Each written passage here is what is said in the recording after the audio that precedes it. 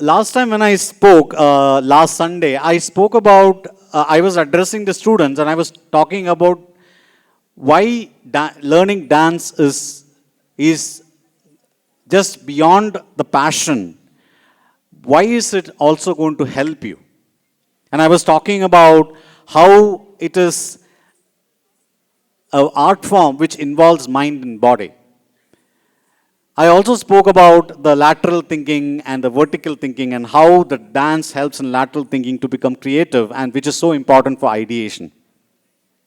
Today I'm planning to share a few minutes, I'm planning to share thoughts on identity and why classical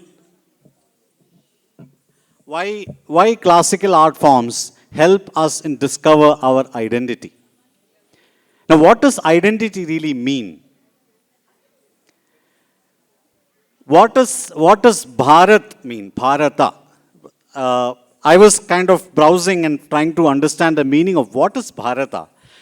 Bha is light and Rata is in search of. And light is a synonym for knowledge. So we are all seekers. All the Bharatiya are seekers. We are seekers of knowledge. And art is one medium through which a lot of knowledge is spread. And then there's the other identity, which is the geographic boundaries of our country, and that is another identity. And there is a lot of discussion about the concept of Bharata didn't exist. It is post-colonial concept is India, which is all untrue. I am just quoting two verses from Vishnu Purana, which was written in 300 BC. It goes like this. Uttaram yet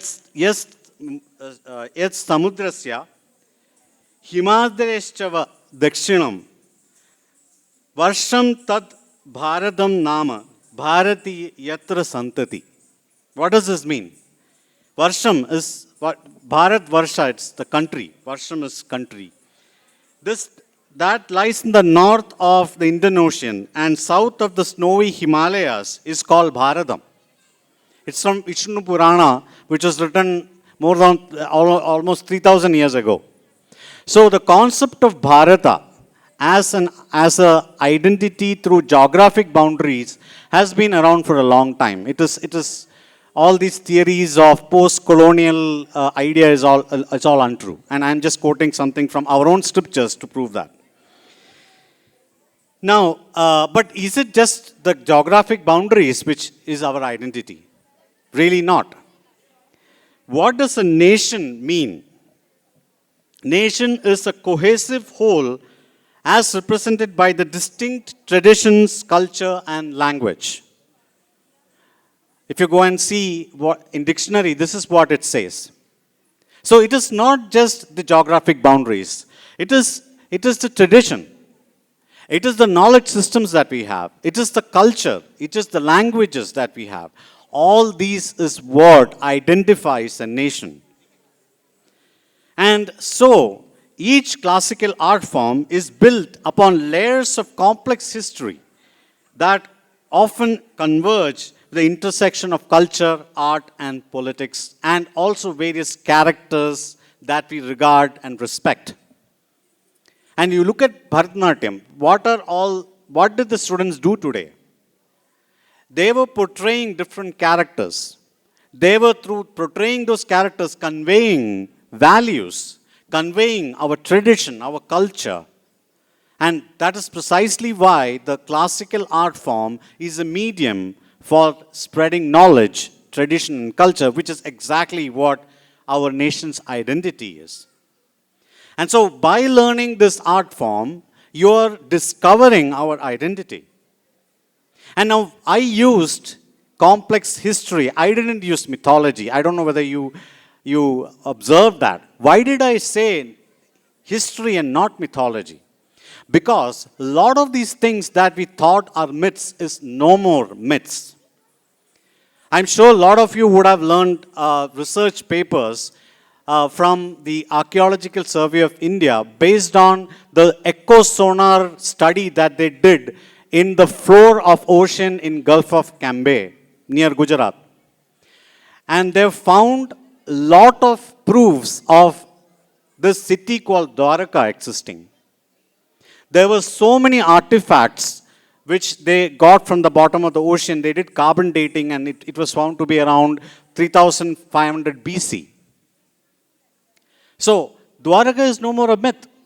It is a truth, it's a history. Similarly, I was reading, I am very much interested in Indology, and I was reading this book by Colonel G.D. Bakshi. I would have seen, I'm sure all of you would have seen him in many of the talk shows in news channels. And he has written a book about Saraswati River. Saraswati River was also looked upon as a mythical river, and actually in many of the choreographies and Bharatanatyam, they will be mentioning about Saraswati. Because that has come from Bhagavatam, that has come from Mahabharata, from Ramayana, and all these mention Saraswati. And this book, exactly through scientific, proofs, is talking, including things like satellite imagery, is telling that Saraswati River existed. And it talks about how the Saraswati, excuse me. Stop talking. Stop talking. Stop talking. So the Saraswati River, how it dried out, right? So it's no more a myth. So what I'm saying is a lot of things which were associated to mythology is now becoming history. And so really many of these characters that we talk about, the Krishna, the Rama, and all these different characters that we talk about, many of them were Shiva, were all living characters. I'm sure that slowly we will get more and more of these kind of scientific evidence. One more thing which I want to quickly talk about is about time. One of the things which Aparna was telling is many of the students, when they go to high school, they start saying they don't have time to learn dance. And the only answer to it is time management. How you use the present. I'm sure many of you would have seen Kung Fu Panda. I'm in one of my favorite movies, and in that, Oogway says to Shifu, right? And what does he say? Yesterday is history, tomorrow is mystery, but today is gift, and that's why it's called present. So how can you make use of the present, the time that we have with you now, the most effective way, so that you can find time? Because as I told you in the day one when of the school day, how dance helps you in academics. And many of the academicians are also practitioners of music. I'm sure that Einstein, you know that Einstein was a violinist. Leonardo da Vinci was a great painter. And so there are several instances, even in Indian artists, who have also been great academicians. So it really goes well together. And one of the quotations from APJ Abdul Kalam says, time is the only resource which we have in equal quantity. There is no bias by God in giving somebody more time and less time. Everybody has the same 24 hours a day. Now, the question is how you effectively use, and one of the culprits where the time management becomes inefficient is social media. And one thing which I really love, even though I am from a software fraternity, and sometimes it's a little ironical that I'm talking about that, but the fact is that social media is one reason why a lot of time is being spent by youngsters through Instagram and Facebook and God knows Reels and TikTok and all that kind of stuff, where a lot of time is being spent, and also time is being spent on the screen, which can be spent in some creative art. And what you need is just 40 minutes, probably a day. Not more than that. And I'm sure all of us can find that.